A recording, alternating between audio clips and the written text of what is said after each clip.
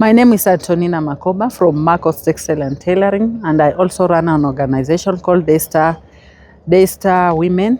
Today I'm so grateful for this award for the IYBA seed Biashara Pawa, because today I've been awarded because of my business and the work that I do in the community. I'm so grateful. Because of connection with the Eldohub, I say thank you for Eldohub partnering with us as the entrepreneurs, especially the vulnerable groups. And today I can advise all people who are in, all the entrepreneurs who are in business, especially the textile business, fashion and design, where I am.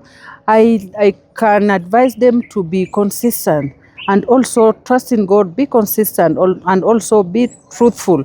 Do what is required for the customers and also just be hardworking and also do the connection. Through the connection of Eldohub, here I am.